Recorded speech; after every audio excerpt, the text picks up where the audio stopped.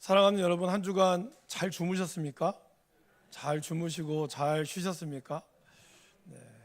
여러분, 제가 질문 하나 드리도록 하겠습니다. 뭔지 한번 맞춰보십시오.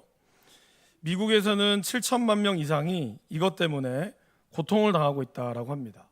매년 3만 8천 명 정도가 이로 인해 목숨을 잃는다라고도 합니다. 이것 때문에 매년 93조 원 정도의 생산성 비용이 낭비되고 있고 10대 청소년들은 이것 때문에 고통을 받고 있습니다. 청소년의 64%는 학업 부진의 요인으로 이것을 꼽고 있습니다. 문제는 이것이 점점 심각해지고 있어서 전문가들에 따르면 이러한 최악의 증상은 30대에서 40대에 나타난다고 합니다. 나이 드신 분들도 예외가 아닙니다. 65세 이상 노인 인구의 50%, 즉 절반 정도는 이것으로 인한 건강의 어려움을 겪고 있습니다. 이것을 해결하기 위해서 의사와 상담하기도 하고 호르몬 요법, 약물 치료, 허브차, 식이요법, 명상 치료 등 온갖 방법을 다 동원하고 있어서 이것을 이기려고 하죠. 이게 뭘까요, 여러분? 네, 불면증입니다. 네. 미국에서도뿐만 아니라 우리나라에서도 잠을 못 드는, 물론 뭐 나이가 드시면 잠을 못 주무시는 경우도 있겠지만 그런 거를 제외하고 많은 사람들이, 특별히 젊은이들에게 나타나는 이러한 불면증, 여러 가지 많은 원인들이 있을 수 있겠죠. 스트레스도 있고 또 뭐 약물 남용이라든지 가정폭력, 이런 여러 가지 원인들로 인하여 잠을 잘 못 자는 경우들이 있죠. 여러분, 그런 의미에서 어떻게 잘 주무시고 계시는 거죠? 네. 어떤 분들은 그냥 눕기만 하면은 주무시는 분도 있지만 또 어떤 분들은 조그만 소리에도 금방 잠이 깨는 분들도 있습니다. 그럼 도대체 우리를 이렇게 잠 못 들게 하지 못하는, 잠들지 못하게 하는 여러 가지 원인들이 뭐가 있을까요? 성경에서는 사랑하는 자에게 잠을 주신다라고 표현하고 있습니다.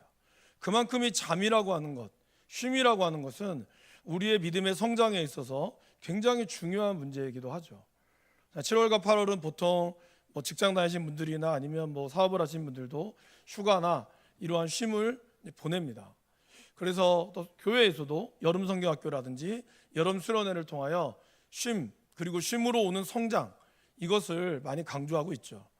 그래서 저도 이 7월 8월은 좀 안식과 쉼에 대해서 좀 다루면서 우리에게 있어서 이 쉼이 얼마나 중요한지를 좀 함께 살펴보기를 원합니다. 우리가 지난 2주 동안 우리를 살피시는 하나님, 바로 엘로이의 하나님과 우리를 위하여 준비하시는 하나님, 여호와 이레의 하나님을 함께 살펴봤습니다. 오늘은 처음에 말씀드린 이런 쉼, 잠에 대해서 함께 나누기를 원합니다. 시편 23편 2절 말씀을 우리 한번 같이 한번 읽어보실까요? 그가 나를 푸른 풀밭에 누이시며 쉴 만한 물가로 인도하시는 도다. 이 말씀에 나오는 여호와의 이름은 바로 여호와 나카입니다. 그럼 여러분, 이제 여호와라는 건 여러분들이 잘 아시니까, 그러면 이 나카라고 하는 뜻은 2절 말씀만 보면은 어떻죠? 하나님 쉼을 주시는 분이구나, 이렇게 생각할 수 있는데, 이 원래 나카라고 하는 히브리어의 원래 원어의 뜻은 심판, 보복하신 하나님, 공평하신 하나님이라는 뜻입니다. 이상하죠? 분명히 쉼을 주시고 푸른 풀밭에 누이시는데 이것이 보복하고 공평과 그리고 심판과 무슨 의미가 있을까요? 저도 이것이 상당히 좀 궁금했어요. 지난주에 말씀드렸던 필립 켈러가 쓴 양과 목자라고 하는 이 책에서, 이 필립 켈러는 양을 키우는 목자의 역할들을 아버지 선교사님을 따라서 선교하면서 그런 많은 사례들을 보고 실제로 자기가 목자가 돼서 양을 키워보기도 했다라고 합니다. 근데 그런 가운데 양을 가만히 살펴보니까 양에게는 묘한 습성이 있는 것을 발견했습니다. 양은 여러분 잘 아시는 것처럼 매우 순합니다. 근데 그런 분들 있죠. 순한 사람이 고집이 더 센 경우가 많아요.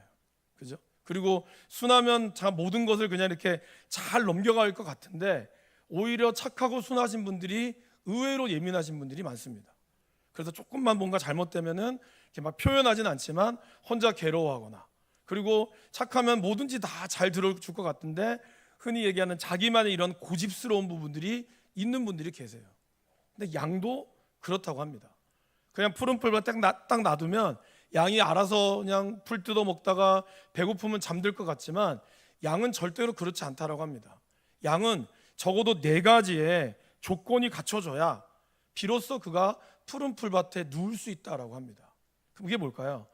필립 켈러가 얘기했던 네 가지의 조건을 한번 보시면, 첫 번째는 양들은 겁이 많기 때문에 두려움에서 완전히 벗어나지 않으면 누우려고 하지 않습니다. 또 양들은 집단 안에서 사회적인 행동을 하는 동물입니다. 그래서 그들 집단 안에 불화가 있으면 또한 양은 눕지 못한다라고 하죠. 세 번째로, 양은 파리나 기생충 때문에 괴로울 때 누우려고 하지 않죠. 그래서 양의 주변에 해충이 없어야 긴장을 풀고 눕습니다. 마지막 네 번째로, 배부르게 꼴을 먹지 않으면 누우려고 하지 않습니다. 그래서 반드시 배고픔에서 벗어나야 한다라고 합니다. 까다롭죠?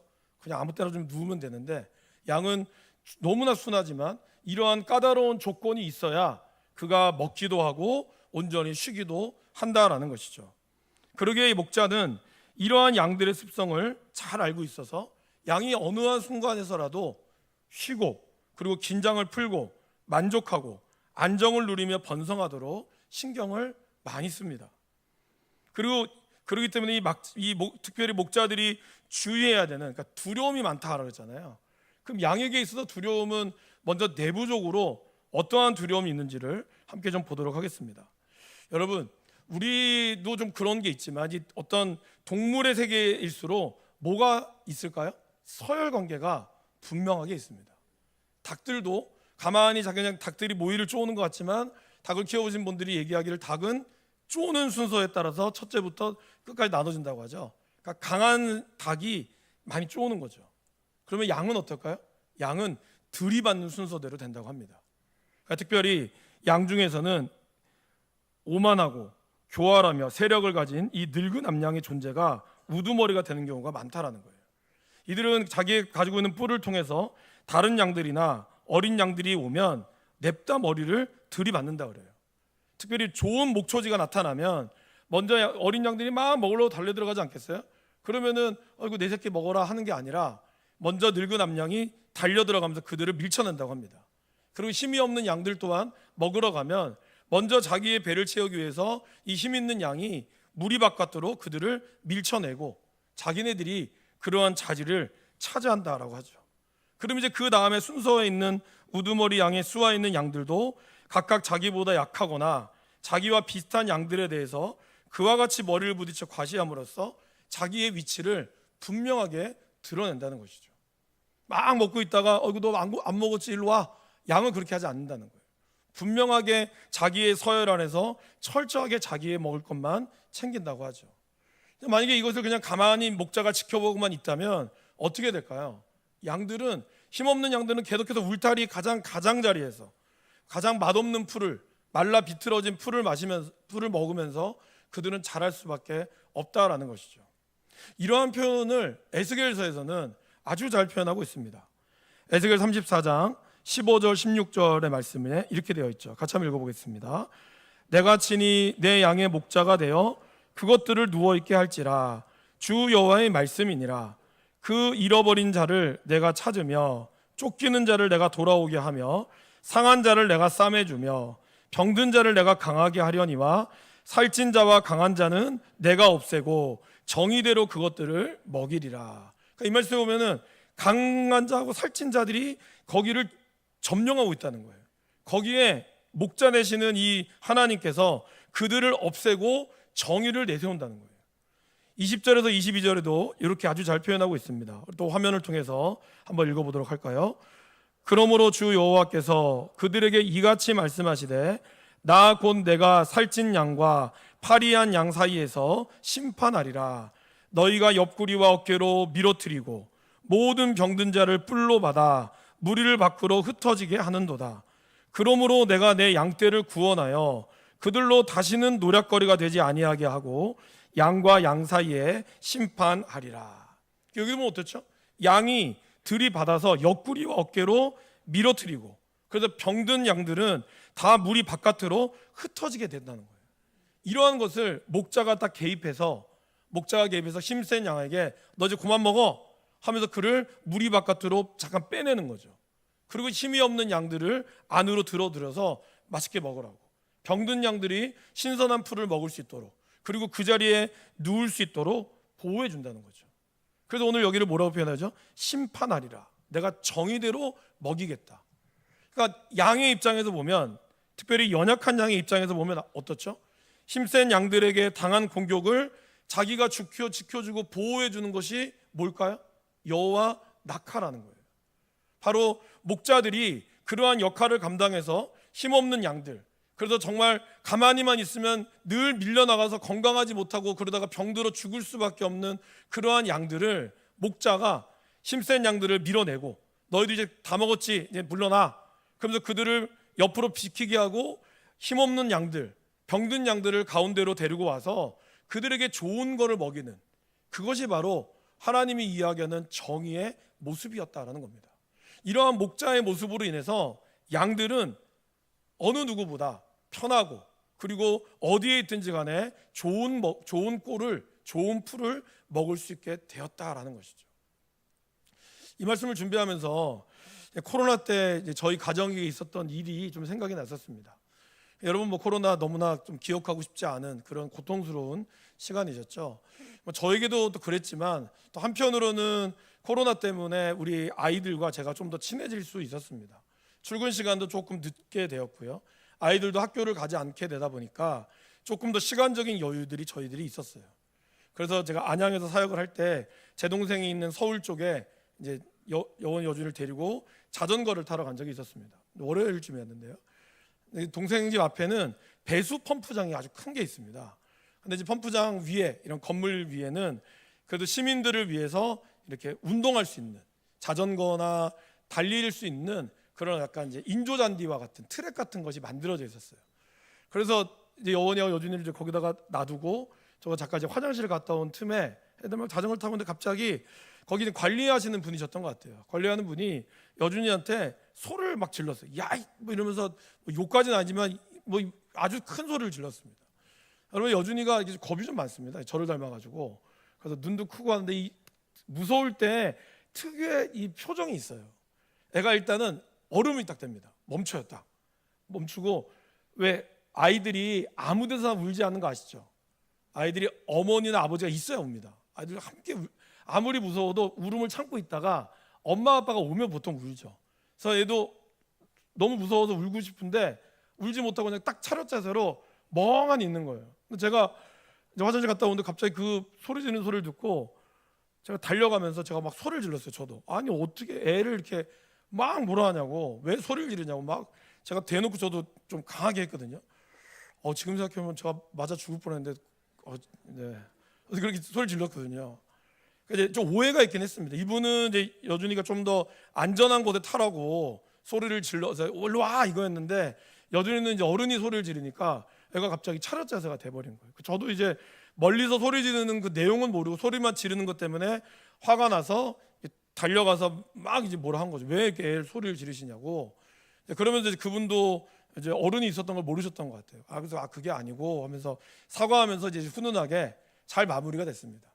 근데 이제 제가 말씀드릴 펀지 여기죠. 사실 여준이가 이렇게 차렷 자세가 되다가 그래서 여준이 놀랬지 해서 가자라고 했는데 여준이 표정이 바뀌는 거예요. 어떤 표정이냐면, 와, 우리 아빠 대단하다. 우리 아빠 되게 뭐 힘 세시구나. 저렇게 소리도 지르시고. 그러면서 애 표정이 순식간에 안정된 표정으로 바뀌는 거예요. 원래 여준이가 저를 좀 무서워하거든요. 제가 좀 엄하게 좀 키우는 게 있습니다. 좀 매섭게 키우는 게 있어서 여준이 딱 하면 애가 차렷이 돼요. 그래서 그 뭐가 무서운지 알거든요. 근데 그때 이 아이의 표정이 너무나 만족한 표정인 거예요. 안심이 됐다. 그러면서 아이의 표정이 확 풀어지면서 이제 기가 산 거죠. 나름대로. 그런 것이 오늘 이 말씀에서 좀 기억이 났어요. 여러분, 힘없는 양, 정말 늘 기죽어서 어쩌면은 파리하게 될 수밖에 없는 이 양이 힘이 날 수 있는 이유는 뭘까요? 바로 그를 위하여 대변해주는 목자가 있었다는 거예요. 다윗에게는 자기를 위하여 대변해주는 하나님이 계셨다라는 것입니다. 푹신하고 깨끗한 곳에 잘 수 있는 이유는 뭘까요? 강자만이 살아남을 수 있는 이곳에 목자가 양들의 질서를 잡아준다는 거죠. 양의 입장에서 보면 이 목자가 선악과 정의를 심판하시는 분이라는 거예요. 강한 양들만 먹고 그러면서 그들만 건강할 수 있는 상황에서 오히려 목자가 등장함으로써 모두 다 잘 공평하게 살 수 있는 그러한 조건을 목자가 만들었다라는 것입니다. 바로 여호와 낙하의 하나님이 그런 푸른 풀밭으로 누이시는 그것을 다윗은 연상했다라는 것이죠. 외부적으로는 양은 그렇게 늑대와 곰과 사자의 공격을 또 받죠. 그것으로부터 양을 보호해야 되는 목자의 역할이 또 있습니다. 그런데 또 하나 내부적으로 장애인들의 서열뿐만 아니라 또 하나 이 내부적으로 양이 고통을 겪고 있는 것을 해결해 줘야 될 게 하나가 있어요. 그게 뭘까요? 바로 기생충과 해충입니다.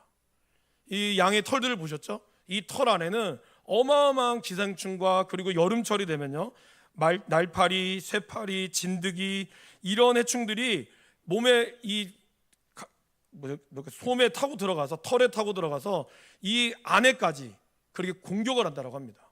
특별히 머리에 해충이나 기생충이 붙으면 양은 그렇게 해서 죽을 수밖에 없는 거죠. 우리 영상을 함께 보실까요?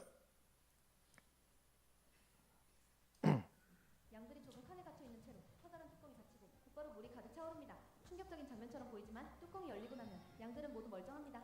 사실 이건 병을 막기 위한 약육입니다. 양들은 물을 극도로 싫어하기 때문에 이렇게 가둔 상태로 전신을 약품을 담가야 하죠. 특히 중요한 건 머리입니다. 머리를 담그지 않으면 기생충이 얼굴로 퍼져 감염되고 심하면 폐사로 이어질 수 있다는 사실. 그래서 한 마리도 빠짐없이 머리까지 꼭 잠기게 만드는 게 핵심입니다. 잔인해 보일 수 있지만 모두를 살리기 위한 선택이죠. 수십 마리를 동시에 관리해야 하는 대형 목장에선 이 방식이 가장 빠르고 효과적인 치료법입니다. 알고 보니 양들에게는 꼭 필요한 목욕이었네요. 네, 좀 영상이 좀 너무 빠르게 갔죠. 그러니까 여러분 저게 대목장에서 양에게 살충제를 먹이는 방법이라고 합니다. 깊숙한 곳에 물을 잠그고 특별히 말씀한 저게 나온 대로 머리를 완전히 파묻어서 살충제가 그 온 몸에 다 묻을 수 있도록 그렇게 해서 저걸 1년에 최소한 한 번, 또 많게는 2번 정도를 해줘야 저 안에 있는 살충제와 이 모든 것이 다 죽는다는 거예요. 만약에 그렇게 하지 않으면 양들은 거기에서 그냥 여기에 들어가 있는 기생충이 몸으로 파고 들어가서 그렇게 해서 죽는다는 거예요. 이 모든 것들을 지금이야 기계가 있어서 하지만 다윗이 살았던 시대는 어떻게 했을까요, 여러분? 일일이 다 잡아주며 아니면 또 특유의 뭔가를 또 뿌려주고 이렇게 하면서 뭘 또 깎아주기도 하고 그러면서 사용하지 않았겠습니까? 이런 것을 양 혼자는 못한다는 거예요. 양은 그렇게 자기가 할 수 없는 능력이 없다 보니까 그렇게 기생충과 이 모든 것들로부터 목자가 다 감시하고 해충들을 감시하고 보살피어 주어야지만이 양태가 시달림을 받지 않고 그리고 이 풀밭에서도 온전히 누울 수 있게 된다라는 것이죠. 바로 그러한 여호와 낙하의 하나님, 이스라엘을 그렇게 보호하시고 그런 모든 적들로부터 보이지 않는 적들로부터 지켜주는 그것이 바로 푸른 풀밭에 누이시는 그 양의 모습을 다윗은 상상했다라는 것이죠. 그 다음에 보시면 쉴만한 물가로 인도했다라고 말씀하고 있죠. 여러분 쉴만한 물가라는 것이 뭘까요? 원래 이 쉰다라고 하는 뜻은 안식을 뜻하기도 합니다. 그리고 쉴만하는 것의 영어를 보면 거기에 quiet, 잠잠함, 멈추지 않는, 그러니까 멈춰 있는 그러한 물을 뜻해요. 왜 그러면 다윗은 쉴만한 물가, 멈춰 있는 물가라고 표현을 했을까요? 아까 네 번째 우리가 보셨겠지만 양은 사람이나 양이나 좀 비슷하죠. 잘 먹고 잘 자야 성장하듯이 양도 좀 등 따시고 배가 불러야 편안한 잠을 잘 수가 있습니다. 그런 것이 어떻게 보면 안식이라고 할 수가 있는 거죠. 양도 그렇습니다. 그렇기 때문에 늘 목자들은 물과 풀이 있는 곳으로 양을 데려가야 됩니다. 그런데 여러분 물이 있다고 해서 다 데려가도 안 돼요. 물이 많은 곳에 데려갔다가 양이 거기에 들어갈 것 같잖아요. 근데 그러면은 큰일 납니다. 왜냐하면 양은 털이 많죠. 이 털이 물에 잠기게 되잖아요. 그러면은 이 털의 무게가 물이 들어가서 익사하고 만다라고 합니다. 그러니까 양의 입장에서는 많은 물이 중요한 게 아니에요. 물이 많아서 자기가 수영하러 들어갔다가 자기도 모르게 수영한다면 거기에 있는 털의 무게 때문에 일어나지를 못한다고 해요. 그럼 그 자리에서 익사할 수밖에 없는 거죠. 그러한 양의 모습을 목자는 너무나 잘 알고 있기 때문에 양이 먹을 수 있는 물, 그 정도의 물만을 찾아야 하는 거예요. 너무 깊어도 안 되고 또 물이 웅덩이에서도 모여 있는 것도 안 되는 거죠. 그렇다면 쉴만한 물가, 잔잔한 물가는 바로 언제일까요? 매일 아침에 풀에서 나오는 아침 이슬, 바로 풀과 이슬이 같이 먹혀 있는 그 새벽녘, 그리고 달밤이 비추는 그 밤에 바로 먹는 것이 쉴 만한 물가다라는 뜻입니다. 그러기에 목자들은 달빛이 밝을 경우에는 밤에도 풀을 뜯도록 하고, 그리고 매일 아침에는 풀잎의 이슬이 흡족히 맺히도록, 그럴 때 풀과 물을 동시에 먹을 수 있도록 인도합니다. 바로 동이 트기 전, 그리고 동이 틀 때 나뭇잎과 풀잎에 무겁게 매달려 있는 은빛 이슬방울, 그것은 어느 것보다 깨끗하고 그리고 영양가 있는 물이라는 것이죠. 바로 다윗은 그러한 쉴만한 물가로 인도하는 그러한 양의 모습, 목자의 모습을 통해서 그는 뭘 봤을까요? 다윗의 시를 가만히 보면 다윗이 새벽녘에 일어났다는 표현이 굉장히 많이 나옵니다. 바로 그것은 그가 목자였을 때 그의 양들을 새벽에 이끌고 가서 새벽에 아침에 맺힌 풀을 먹이고, 그리고 그곳에서 바로 목자였던 다윗은 하나님과 깊은 교제를 했다라는 것이죠. 그렇게 해서 외부로부터 많은 해 뜨기 전에 해가 어두울 때 공격하는 그런 곰으로부터, 낮에 오는 사자로부터 그들을 보호하고 아침에 편안하게 먹을 수 있는, 그리고 그걸 먹음으로써 양들이 소생할 수 있는 것을 다윗은 생각하고 경험했다라는 것이죠. 다윗의 삶을 가만히 보시면 어떻습니까?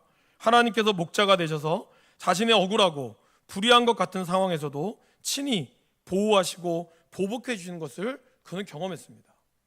아침마다 그가 새벽마다 돌아다니며, 특별히 목자로부터 이제 기름 부음 받고 나서는 어떻게 됐죠? 10년이 넘게 도망 다녔습니다. 잠자리가 편했겠습니까? 그 쪽잠을 자야 되는 상황 가운데 어디 하나 머리 둘 것도 없는, 그렇게 정말 흔히 얘기하는 자기 집도 없이 오늘 여기 자면 내일은 어디서 자야 될지를 고민하는 그러한 다윗의 삶에서 다윗이 유일하게 회복하고 힘을 얻을 수 있는 건 뭘까요? 그 새벽녘에 일어나는 아침 이슬과 같은 그런 하나님의 말씀, 그 말씀이 그를 일으켰다는 겁니다. 그렇게 양들이 그렇게 힘을 얻으며 나아갔던 것처럼 목자인 다윗도 그것을 기억하며 하나님이 나를 쉴 만한 물가로 이끌었다는 것을 믿었다는 것이죠. 다윗은 사울을 죽일 수 있는 기회가 2번이나 있었죠. 바로 앞에서 정말 그 아마샤의 얘기처럼 한 번만 찌르면 그냥 끝장이라고, 그 정도로 아주 지척에서 할 수 있는 거리에도 불구하고 다윗은 어떻게 했습니까? 기름 부은 받은 자를 내가 죽일 수 없다. 이 심판은 하나님께 맡긴다. 그는 공의의 하나님을 믿었다는 거예요. 여러분, 공의의 하나님을 믿었다는 것은 연약할 때만이 아닙니다. 다윗은 자기가 왕의 권세를 가지고 있었을 때도 자기가 죄를 저질렀잖아요. 그때에도 다윗은 어떻게 했죠? 나단이 다윗의 죄를 고발했을 때 다윗이 내가 왕인데 감히 어찌 네가 나한테 이러느냐라고 하지 않았습니다. 오히려 다윗은 그 앞에 철저하게 하나님 앞에 엎드렸어요. 인구조사로 하나님 앞에 죄악을 저질렀을 때도 다윗은 묵묵히 하나님의 심판을 견디어냈습니다. 왜요? 그가 공의로우신 분이기 때문에. 아무리 자기가 지금 권력이 있어도 하나님의 통치 앞에 자기 또한 불의하면 벌을 받을 거라는 사실을 알았다는 거죠. 우리 많은 사람들은 내가 하면 로맨스고 남이 하면 불륜이라는 말을 요즘 많이 유행하죠. 내가 하는 거는 다 옳고 다른 사람이 하는 건 죄다. 그거는 진정한 공의의 하나님의 모습이 아니죠. 공의의 하나님은 아무리 하나님의 편이라 할지라도 하나님 앞에 죄악된 자는 심판을 면할 수 없는 것을 인정하는 사람입니다.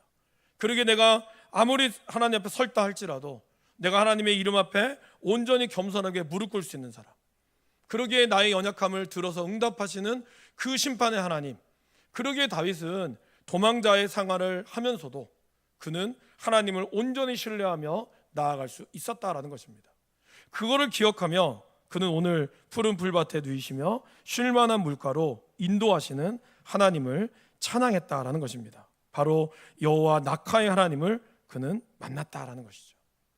아침에 그런 이슬이 가득 맺힌 풀을 먹고 난 이후에 이제 해가 딱 뜨면 어떻습니까? 거짓말처럼 이슬은 공중으로 사라져 버립니다. 그러면 이때 목자는 어떻게 할까요? 양을 그늘로 데려가서 그들을 빌어서 눕히는 거죠. 아침에 잘 먹고 그게 편안하게 배불렀던 그 양들은 그 그늘에서 목자의 보호하심을 받아 쉰다라는 겁니다. 그런데 이 주인이 참 재밌는 건 뭐죠? 오늘 2장 2절에 이렇게 표현하죠.